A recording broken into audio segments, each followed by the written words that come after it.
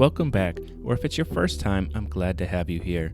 I'm Matt Fendora, and you're tuned in to the Choose to Live, Love, and Grow podcast, where we journey together toward becoming the best version of ourselves. Using mind, body, heart, and spirit as the anchors of our podcast, join me as we set sail into the depths of self-discovery, unraveling the interconnected layers that shape our growth.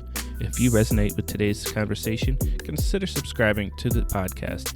Your support means the world to us and ensures you never miss an empowering episode. Hello, and welcome to another episode of the Choose to Live, Love, and Grow podcast, your go-to destination for personal growth and empowerment. Whether you're a loyal listener or a newcomer, I'm grateful for your presence. Today, we have the opportunity to chat with Jeffrey Johnston. Jeffrey Johnston is the CEO of the startup Brightn, author, founder of the Living Undeterred Project, and host of the Living Undeterred Podcast. Some of Jeff's proudest accomplishments include living better, not bitter, founding Brightn and the Living Undeterred Project, and his family. What makes Jeff's heart sing? Empowering young adults with the tools and resources to live with optimal mental wellness. Without further ado, here's Jeff. How you doing today, Jeff?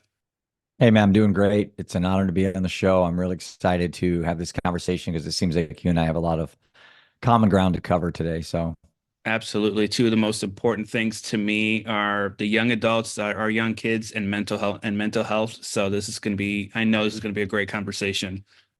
Yeah, it's something that I'd be shocked if every single family doesn't have some connection to this issue, whether it's on the substance abuse side or some childhood trauma or things that just, were unavoidable, kind of unfortunate circumstances that leads kids and families to go down these roads. And the sad thing is it doesn't have to be that way. We live in such a world of abundance, especially here in the United States, especially here in Iowa. It's like, I kind of won the birth lottery being born here, but I saw you like to focus on being less of a victim mindset. And I think that's where maybe we could start there, because I fully agree with that. And especially Gen Z today, this generation is very aware of what being a victim is, because they seem to play that card frequently. But on the other end, there's so many Gen Zers out there that are unbelievably optimistic and doing some heroic things. We can talk about that too later as we navigate through this.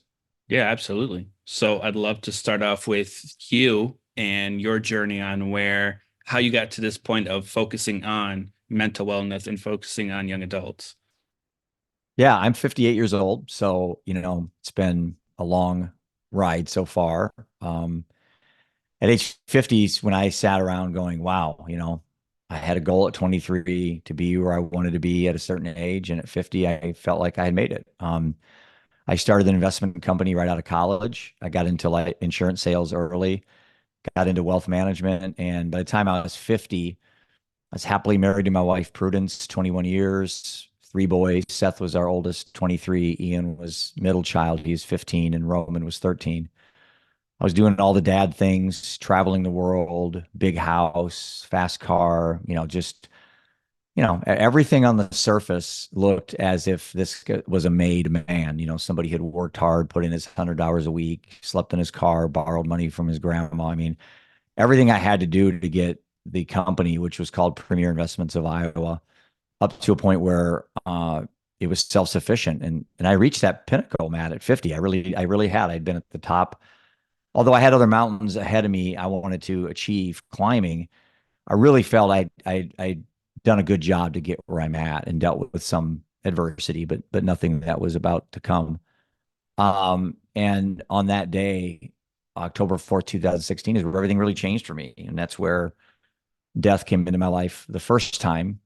Took somebody I really cared about and then basically said back to me, what are you going to do about it? That morning, I got a call that every parent dreads and became a member of a club I didn't ask to join, and one I certainly could never leave. And that's the father of a child who died from drug poisoning, fentanyl specifically. Our oldest son, Seth, was 23, and he was found in a hotel room, overdosed, but poisoned by fentanyl in his heroin. And that was the end of a long 7-year hellish, horrific nightmare. It started with Adderall when he was 15, actually Strattera at 15, and then Adderall at 16, and went from alcohol to marijuana to drunk driving to breaking and entering to cocaine to prison to heroin and death, from 15 to 23 on my watch. Um, and so I had to make a choice quickly. And on that particular day, I knew I had a very difficult road ahead of me. Not only that had to tell my wife that our son was dead, but also the two brothers, Roman and Ian, were very impressionable. And when I wrote my book, I found out that the hardest thing for a sibling to deal with is the death of another sibling. Sibling bereavement is like the number one stressor. And here it is, 15 and 13, and they lost their older brother. So it was hard enough for me to go home and tell my wife that our child died, but then had to sit down and tell the two boys and then spin this into something positive. That was in my head the whole time. How can I take this moment to make this the most impressionable moment? So the words that I said out of my mouth were going to frame and dictate the quality of the rest of the life of my family. It was that important to me that I said something impactful. So that sets the tone a little bit about what happened, to kind of start our conversation. And I had no interest in mental wellness, and I didn't really know what that was. I just witnessed the destruction of a very capable young man that made a series of poor choices for many reasons. Some I may never know, but nonetheless, here I was, having to present this to my family as an opportunity to become better, not bitter. And how could I do this, without losing myself in between? So, but that's the little bit of the backdrop. There's a lot more to it that I can fill in the holes as we go on. Um, probably the biggest thing I did was to sit down and think, where did this all go wrong, or how can I learn from this so I wouldn't repeat it? And it really came down to my being naive and overconfident in what I thought I had control of. And I realized pretty quick that I didn't have a lot of control over these situations. I was at the mercy of other people's choices, which is very frustrating when you have a family member you care about and you simply watch them self-destruct and there's not a darn thing you can do about it. And so I knew that I had three people in my life now that I really had to be cognizant of. But what people didn't know was up to this point, I had been an alcoholic for 34 years, functional alcoholic since my teens, 5-6 days a week.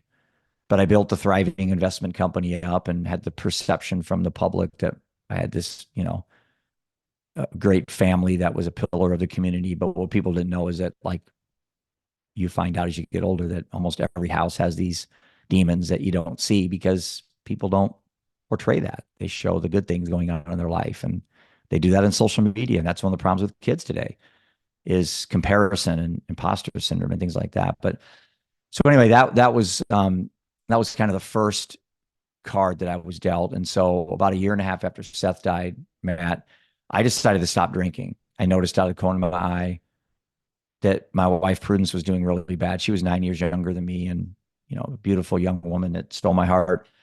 And I noticed she was really struggling. Her alcoholism had really got to the point where it was worse than mine. So I decided on December 24th of 2017, I was just going to stop drinking, and I quit. I have not had a drop since. And for me, it's been fairly easy. I don't consider myself sober because that implies I'm in some fight with something, and I'm not. I just don't drink. Fairly pragmatic in that regard.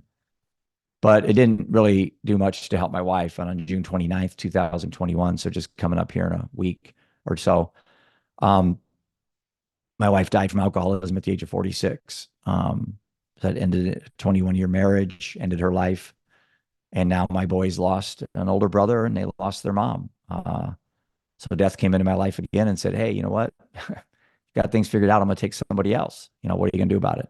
So that's where I stand. And so I've done a lot of things in between that we can talk about, just because I can't sit still. I can't sit around and hope things get better. I just got to go make things better. And that's what I'm trying to do. And I do question sometimes if I'm being effective in those areas, but that's our own illusion we have with control. You think you got things figured out. And each time I do, life tends to take something from me. So my spidey senses are up right now. It's like, okay.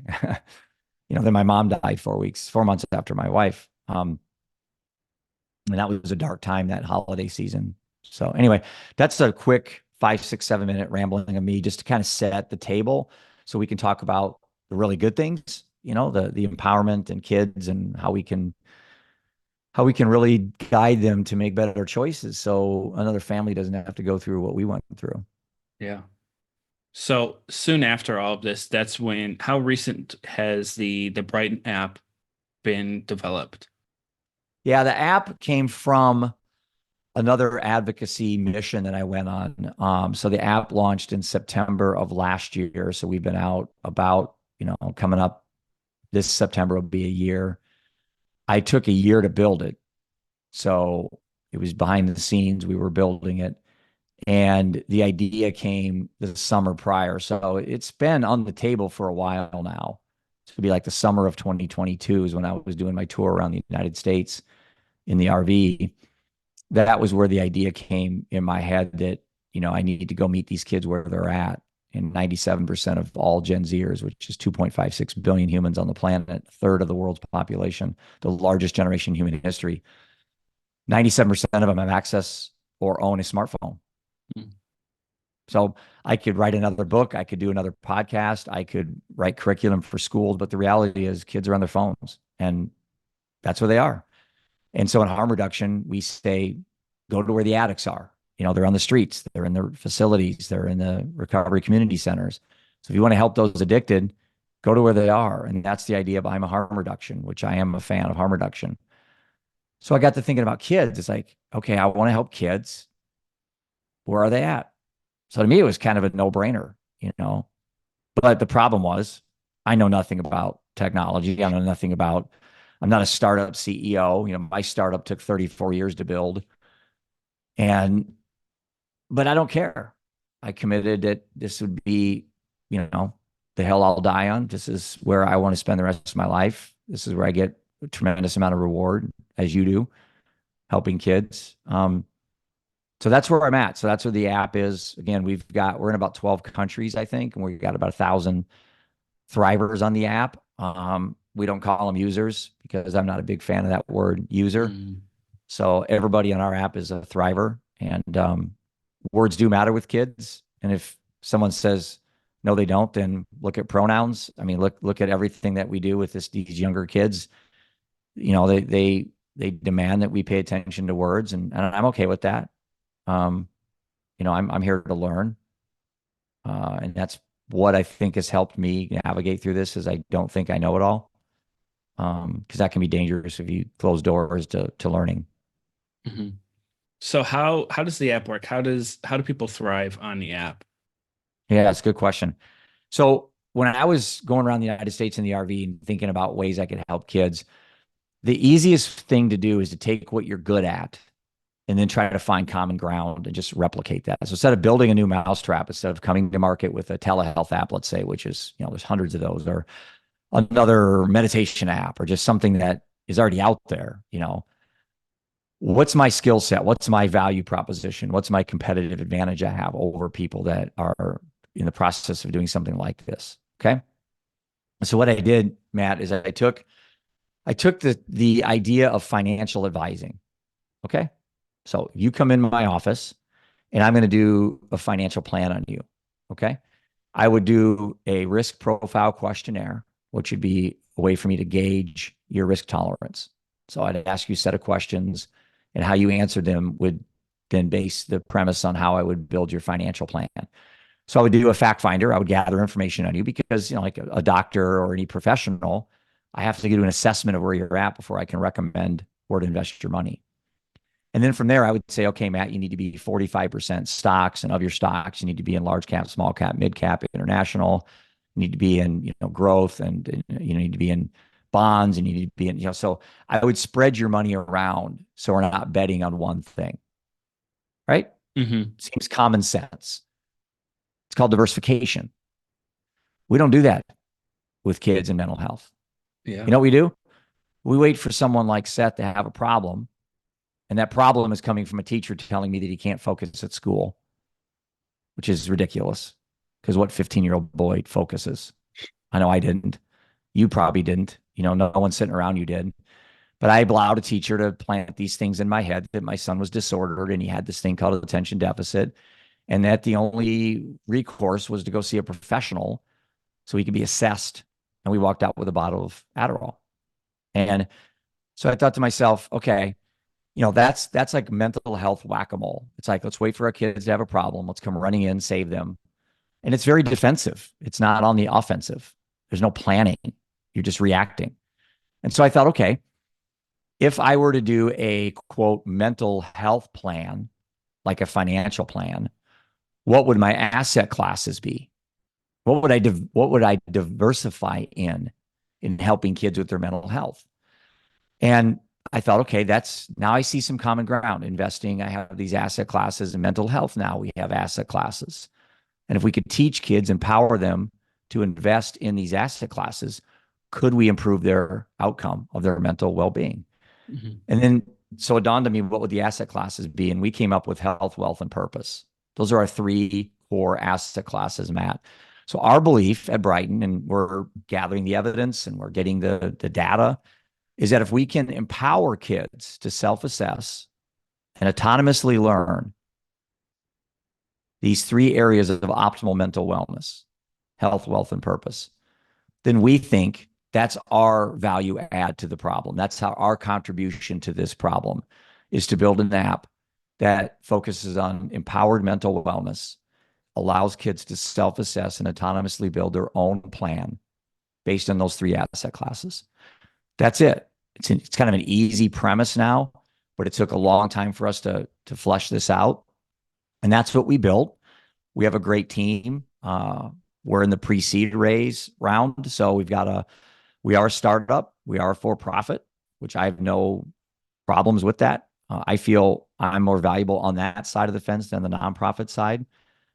I just don't think doing a golf tournament or a luncheon or a cookie drive is my legacy to this problem. It's bigger than that for me. I have to be more effective and reach more kids than something like that. So that's why we went the app route. Mm-hmm. So that's what we built, and we're getting great feedback, and our thrivers, they seem to like it. So based off of the time frame that you've been using the app, is there statistical data that has shown what the strengths and weaknesses are of the thrivers that are using the app? Yeah, it's a good question. We have all different types. Again, I guess the biggest challenge for us, Matt, was we came to market with Gen Z as our focus. And I don't know, you probably know this, but Gen Z is 14 to 26. That's a wide range of knowledge topics. So if I were to talk about tax deferral, let's say, on our wealth curriculum on the app, that's going to mean nothing to a 15-year-old. Mm-hmm. But it would mean a lot to a 24-year-old that has two jobs, that knows what FICA is and knows what a 401k is. And so to develop curriculum, Matt, to focus on that wide of range of age was very difficult to do. So we decided to kind of narrow the age. So we're not Gen Z specific. We are more young adults. So I'd say our sweet spot is 16 to probably 24. So we just narrowed the range a little bit. So we have 251-minute videos on the app on those three areas: health, wealth, and purpose. And they're all 1 minute because that's the time, that's the time frame with young adults today. They're not going to watch a 5-minute app on tax deferral or dollar cost averaging. And so that's the way we built it, kind of that TikTok mindset. So yeah, we're getting some thrivers that spend a lot of time on the wealth side. I had someone say, well, Jeff, you picked these three topics, but why money? And I'm like, well, let me tell you why. Did you know the number one stressor for older Gen Z, 18 to 26, basically college, is financial insecurity? It's not money. It's lack of knowledge about money. Huge difference. Yeah. We don't teach kids to make money. YouTubers can do that. We teach you how to have a healthy relationship with money when you do make it. Huge difference. Mm-hmm. Most colleges are quantitative or qualitative. We're on the emotions behind the money. That's what brings our skill set. My value add to the app is my strength in that area. Um, we have some kids that, are focusing heavy on purpose. Gen Z is the largest generation in human history. They're the most lost and anxious and depressed generation. It doesn't have to be that way. So Matt, to answer your question, we are finding based on our Thriver count that they're spending fairly equal amount of time in each category. But again, how do we build something that piques their curiosity without the smell of curriculum or homework? Yeah. And that's where self-assessment and self-regulation and autonomous learning comes into play. We do that through gamification. We do it through short reels and sound bites. We have 4 posts a day on all 4 of the big social media, TikTok, Instagram, Snapchat, and YouTube. So we've got some really cool followings on our socials. We've got 2 penguins we use for our younger adults called Peace and Panic. It's the metaphor of the angel and the devil sitting on your shoulder saying do and don't. So Peace and Panic are 2 penguins that we've been really working on the last 6 months, and we're getting a really good following. Just stories, little short 35-second reels on Instagram. And again, the metaphor is that inner fight that we all have, that we say, oh, I'm going to work out today. And then panic says, no, I'm kind of depressed today. And then peace is like, no, get up and go do it. Because when have you ever felt bad after a workout? Never. When have you ever felt bad after a hard cry? Never. When have you ever felt bad when you told the truth long term? Very rarely. So, I think it's more of us trying to let kids know that they are in this with us and that we're not better than them. We're not telling them what to do. That hasn't worked. It won't work. We can guide them, we can build the road, provide the guardrails, give them the off ramps when they need help, 988, things like that. But at the end of the day, they have to make these choices on their own. We can't do it for them. Mm-hmm. I love the examples that you gave when it came to the long cry and telling the truth long term, because it highlights the fact that in the moment things don't have to think things aren't necessarily going to be great in the moment, but after the moment passes, that's when the growth happens, and that's when you feel better afterwards. Yeah, I think there's a funny little story I used with my boys when they were younger, because obviously, when you're young, you don't have the benefit of hindsight. You don't have the wisdom of 58 years of some really horrific downs, but some unbelievable, blissful, peaceful moments in my life that a 15-year-old can't relate to, because everything's just now, a sense of urgency. It's like, I need to be happy right now.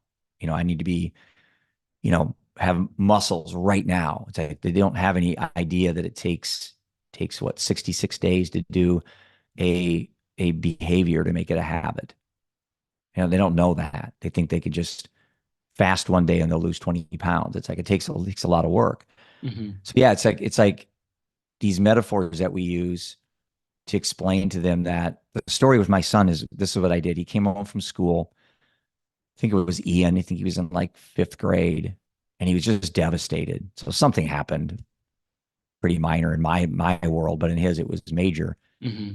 And I said, man, Ian, I can understand what you're going through. I said, do you remember that time in 3rd grade? So I just went like 2 years back. I said, do you remember that time in 3rd grade when you got off the bus and you were crying and you were just devastated, and do you remember what that reason was? And he said, no. That's my point. Nor will you remember what you're upset about today in a short amount of time. And that's called the benefit of hindsight. You don't have that because you're in 6th grade, 7th grade. So as you get more life experience under your belt, you broaden that horizon, you'll have the benefit of perspective. You don't have that right now. And that's one of the challenges you have with your prefrontal cortex, is it doesn't have it either. So you don't have it, but neither does your brain.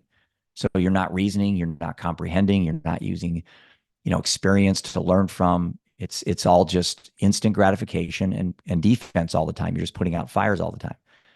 There's a better way to do this. And so we can introduce kids to things like breath work, things like meditation, things like short exercises, like 15-minute walk. I think that's what we're trying to capture is their attention, because it's been stolen. It's been hijacked from social media. It's been hijacked from gambling now. 6% of college kids have a gambling addiction. It's all because of gambling on the phones. Pornography addictions, things that they can do now instantaneously. Yeah. That for us to find things like pornography or gambling took work. I had to find a bookie. I had to make bets. I had to go pay him in the alley. It took work to do. They don't have to work today. Mm-hmm.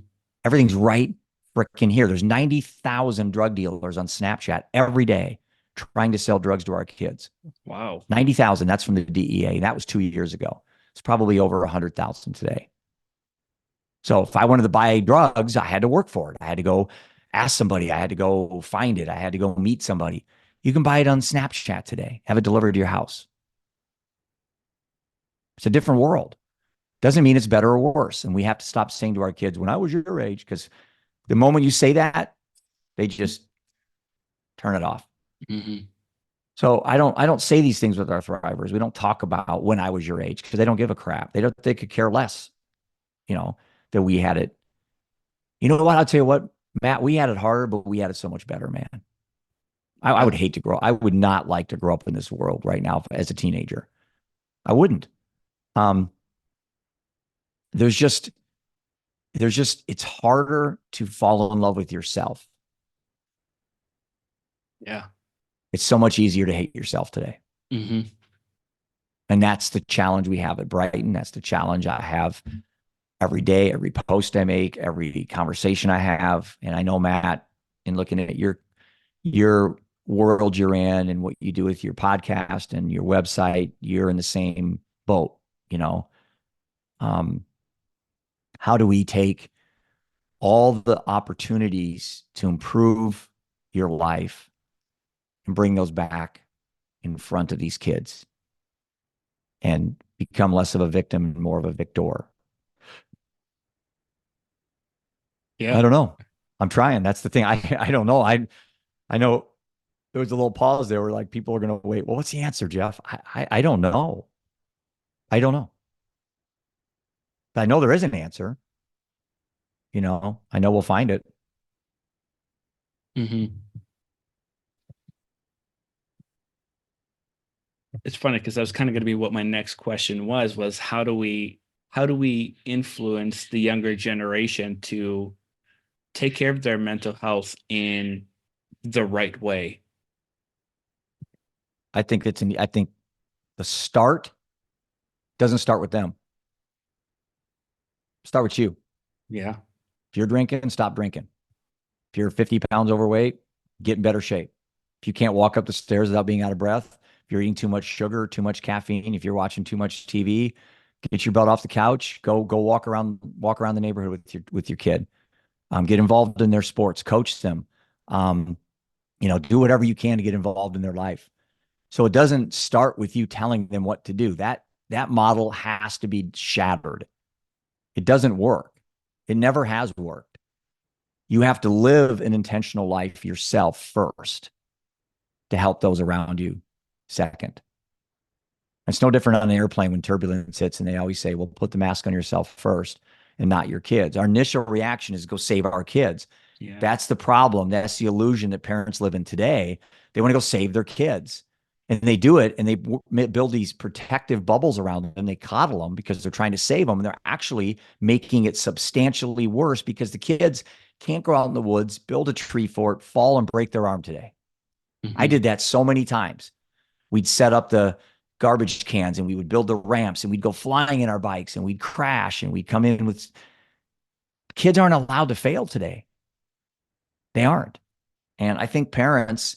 It's twofold. One, we got to take care of ourselves better. Look in the mirror. I regret that I was an alcoholic when Seth was struggling. I don't have many regrets. I think I did everything I possibly could with the cards I was dealt.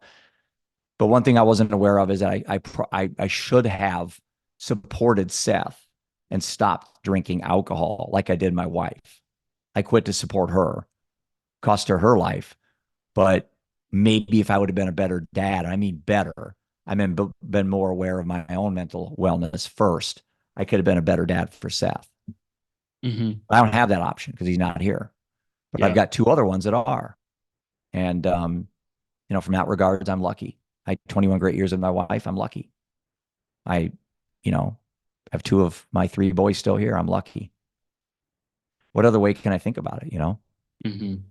I think that's a great point. I think it starts with the parent. How does the parent show your child, hey, this is how you're supposed to live your life? Show them. And Yeah.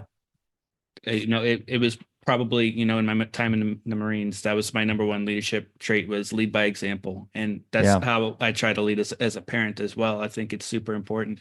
Show them what it's supposed to look like. How One thing that's important to me when it comes to relationships is I have two daughters and one son. They're going to look at me and how I treat my wife as, Mm-hmm. hey, this is how my partner should be, and this is how, as parents, this is how the relationship should look like. This is what love Mm-hmm. looks like. So if I treat my wife in a poor way or a negative way, they're going to pick up on those exact same things, and they're going to accept those things as well. Instead of saying, hey, this is what you can't, what you should and shouldn't accept, Mm-hmm. this is what boundaries are, and this is what a healthy relationship looks like. And so if we lead in that aspect, starting as a parent, even, as an individual, you don't necessarily have to be a parent to lead, but just live your life authentically. Everyone else is going to start to follow suit because they're going to see, oh, this person's living authentically. I'm going to live authentic too. Yeah. And I think the frustration for parents is philosophically that makes sense. But, realistically, there's just so much random luck in life. You could be the perfect parent, do everything correct. And there's plenty of kids out there struggling that come from very good, loving families that they weren't neglected. There's no childhood trauma. They just decided that they wanted to explore instead of escaping life. And through exploration, they got addicted to alcohol or drugs or whatever, because vaping now is another thing that is on the table that wasn't when my son was struggling. So that's that whack-a-mole thing I talked about earlier, Matt, when I first started, is that, we can get our kids not to vape, but then something else pops up. So it isn't about trying to protect our kids from what's out there. It's trying to protect our kids from the choices they make, and teaching and showing them what are good choices, not right and wrong, but what are good, what are bad, what are better, what are choices that are supporting your growth, what are choices that are hindering it, Mm-hmm. you know um that's really what it comes down to, is choices, you know um but I'm optimistic. I really am. As much as my story kind of sounds tragic and unfortunate, I've learned a lot. I think, even though I'm not a clinician, I'm not a doctor in these areas, I do have a master's in lived experience that I would put up with anybody that is smarter than me on this topic. Um, I really would. I don't see a therapist, because for me, somebody to help me would have to be I'd have to be in a similar situation. You're in the Marines, right? So it's like, are you going to sit down and take Marine advice from a civilian that's not in the Marines? No, you're Right. probably going to listen to somebody in the Marines that I don't know all the terminology, but someone who's higher in the hierarchy than you. Um, you're probably going to have more respect level for somebody that's in the same boat as you, that's a little bit higher down the road than you. Well, why would it be any different areas of life? I'm not going to sit across from a therapist that is out of all these degrees, that has never buried a child or had to lose somebody close to them like that, because they can't understand until they've been in those situations. That's why AA works so well, Mm-hmm. Yeah. because you're sitting in a room with other alcoholics. You're not sitting in there with clinicians that have never had a bad relationship with alcohol, and you're just going to sit there and go, you don't know what I'm going through. That's one of the reasons why I've had a hard time finding a therapist, is I got to find one that I think can really look me in the eye and say, I can understand what you're going through, Jeff, because I have been there. Yeah. And I'm probably more receptive to listen. But right now, I've done okay without having to go to one. I don't recommend that for people that have been through what we've been through. Um, my therapy is like being on your podcast. I'll be honest with you that this is what I do all day long. So I've got like 4 different meetings today, all Zooms, all an hour. I'll repeat this story, but after I'm done, why would I want to go sit down and talk to a therapist when you're doing a perfectly good job with me right now? Mm-hmm. Yeah, I can definitely understand that. And I know our conversation's helping people too, Matt. That's different. If you and I are in a room, I'm talking to you confidentiality. I'm bearing my soul. I'm coming up with all these really neat, ways I can help people. And then we leave. It's just, it's like for nothing. It benefits maybe me and you, but nobody else on the planet. I'd rather have the same conversation, be vulnerable, share my story, cry with you, let people know it's okay. And then maybe the same conversation can help lots of people, you know? Mm-hmm. Um, maybe I'm just unique that I'm okay with being vulnerable as a male. A lot of men just aren't going to share these things because it's hell, I lost half my family, Matt, on my watch. Yeah. It's not something I'm proud of, but I am proud of how I'm reacting to it. Yeah. That I am. And I think I'm not anything special. I think all the people that are watching this right now, whether I don't know if your market is for the parents or for the kids, but it doesn't matter. You've been through something tough. Some of it's probably your own fault. Maybe you skipped a final exam and you got an F. Well, you can't blame your teachers on that or your parents. You just didn't go to the test. It's like some of it maybe isn't your fault, you know? Um, and so it's like that victim mindset that really attracted me to go on your show because I agree with you wholeheartedly. We live in such a victim mindset world today. And it's like, what can we do to slowly claw our way out of the abyss and stop being a victim? Doesn't mean you can't have really bad moments and bad days, and that's okay. We have this unbelievably, um, I don't know, perversion with pathologizing normal human emotions. Mm-hmm. You can't kids just be sad. Yeah. Why do we have to call it depression? I mean, I play the BS card on 90% of these labels, to be honest with you. They're invented to sell pharmaceutical drugs. That's the idea.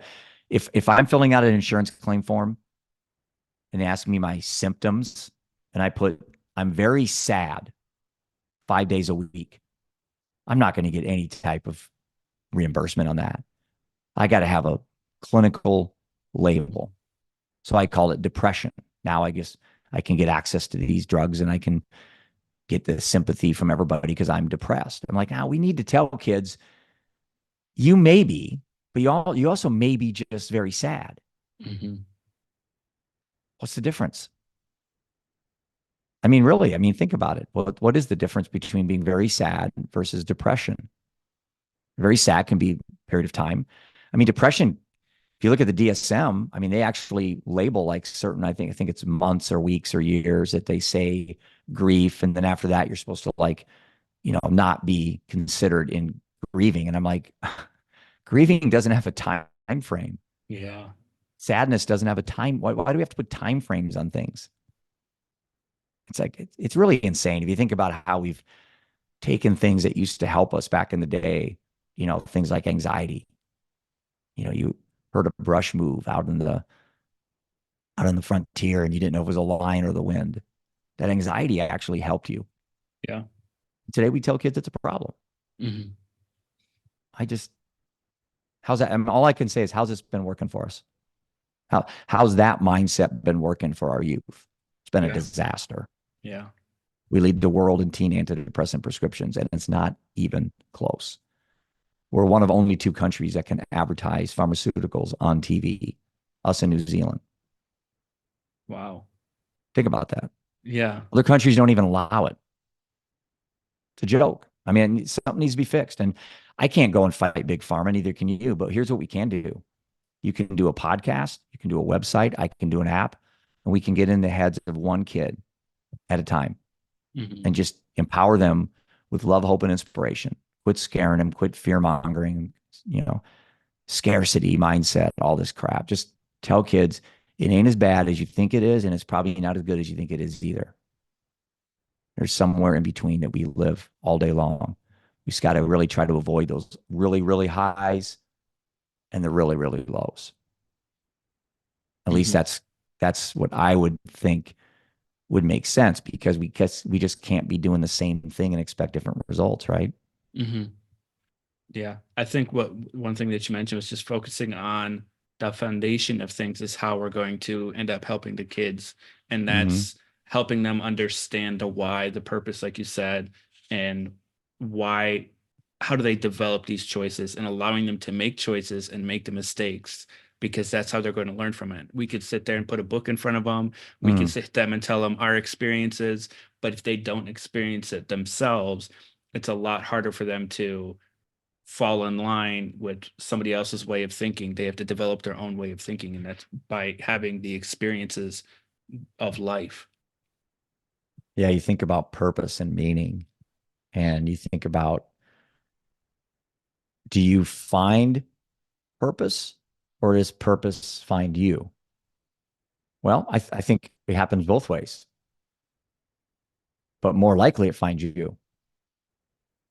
And so death, in my case, found me and gave me purpose in my life. But prior to this, I had no purpose. I was just making money and spending it and drinking and traveling and consuming and not really producing anything to society. So I think the secret to meaning and purpose for kids is one thing.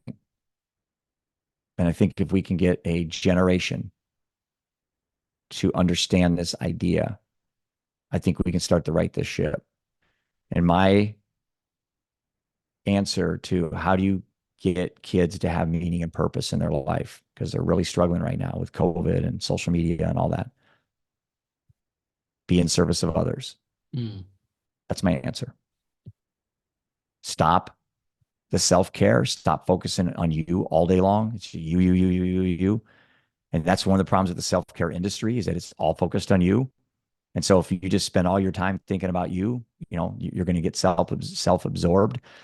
But shift that mindset, maybe a couple days a week, maybe once a month, from less you and more we. Don't make it a me story, make it a we story. And I think being in service of others, especially with young adults early, getting them to, maybe volunteer in the Humane Society, or plant trees for a nonprofit, or do a food drive for the homeless, or hand out, packets to, whatever it is, just do something for the benefit of somebody else, and not make a big deal of it. Like, don't go on social media and say, "Oh, I fed the homeless today," because then that's about you. Hmm. Almost do it anonymously. I think if we can get just an army of kids that really start focusing, obviously you got to take your self care. I get that, but not 100% of your time should be on self care, Hmm. and shift subtly some of your time per day, per week, per month, per year to helping others in any context. I think you're going to see these kids start to understand what meaning and purpose is before they have the lived experiences or death or things come into their life that now they're like, oh, okay, I get it now. This is my purpose. I don't think we have to wait for traumatic things to happen to put love in your heart to help people. I think we all have it inside of us. We just are too consumed with um, instant gratification today. And social media is probably, and it's an easy target. It doesn't take a lot of thinking just to blame social media. But the Hmm. reality is, many people on social media don't have these problems because they follow the right people. They I spend more time not blocking, but deleting and muting and unfollowing people that I've accumulated over the years, because they just become toxic. They're just rehashing Yeah. and reposting things that are just not. So imagine the mind of a child, Matt, that doesn't have the prefrontal cortex formed, and they click on two kids fighting in a school.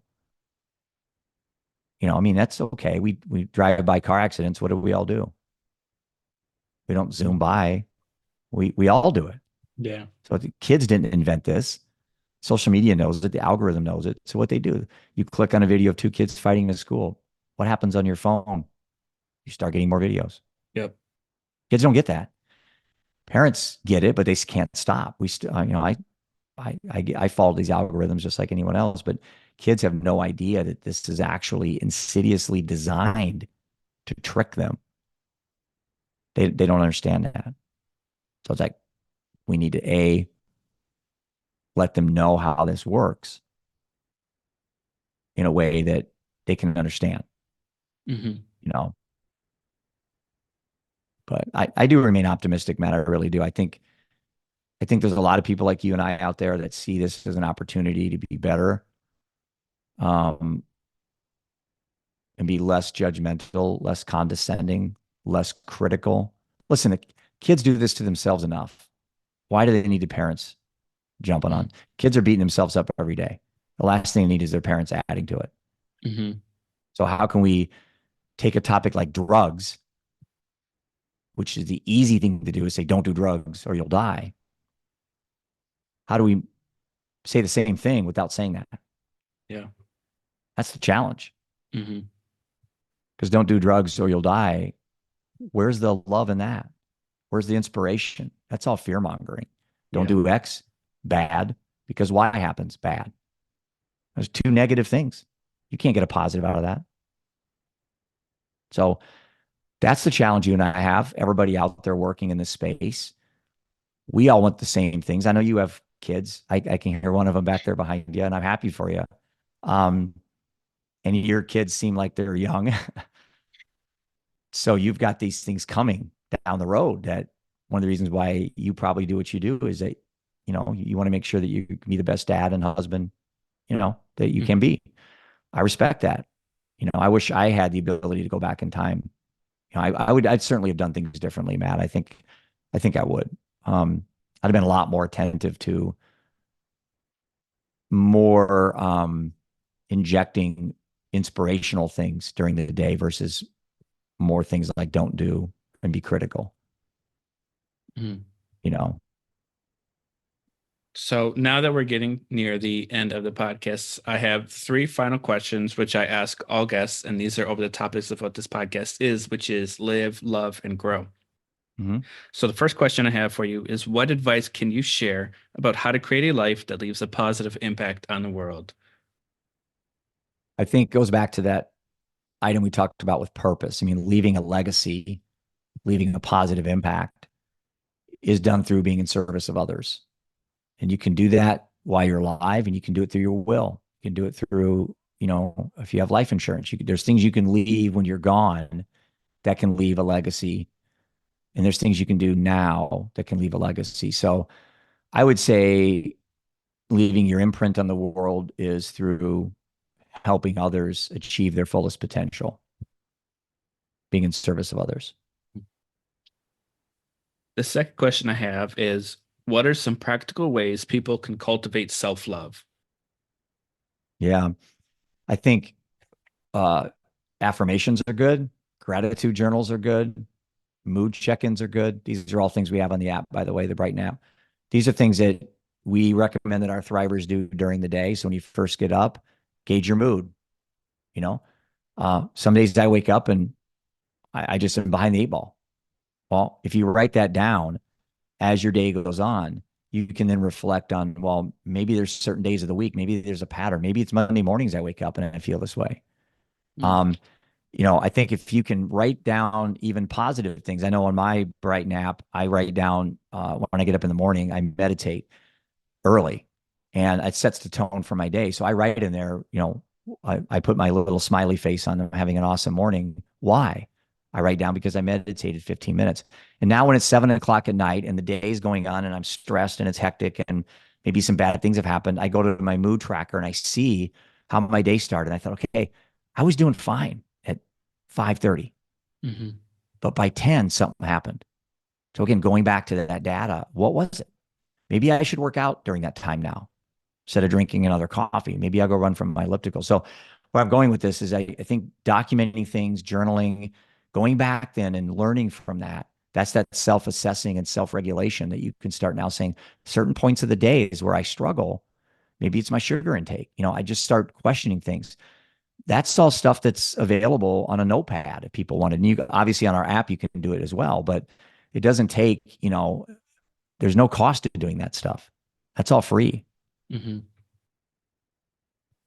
The third and final question I have is, what is one actionable tip someone can do today to grow 1% better?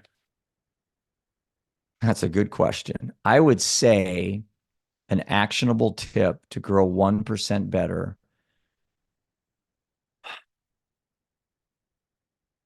Well, there's two ways. One, and okay, I'll answer it this way. I would say addition by subtraction.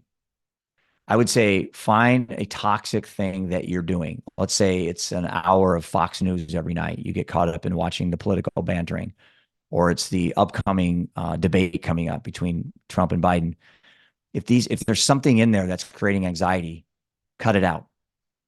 So if the debate worries you, don't watch it. There's going to be plenty of people giving synopsis on who won and bullet points and all that.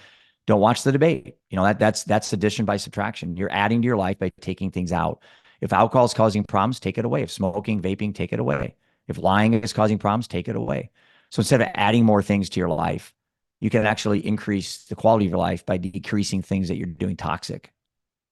So again, that's my off the cuff response to that would be add to your life by taking things away that are toxic.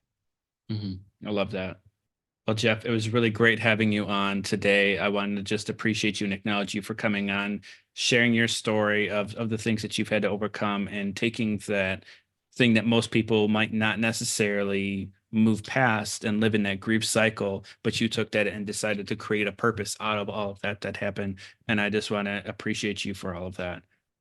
Well, thank you for your work and for reaching out to me. And again, I appreciate the emphasis on youth mental wellness, and excited to see, what you do down the road. I appreciate the time. Thank you.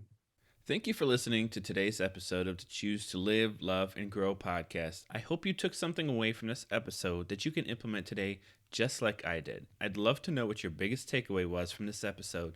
Let me know by sharing this episode in your Instagram stories and tag me at Matt Fendora. If you've enjoyed this episode, the ones before, and or you're looking forward to future episodes, please hit that subscribe or follow button. It helps me get this information to even more people. No matter what you choose to do, choose to live, love, and grow. Thank you, and have an outstanding day.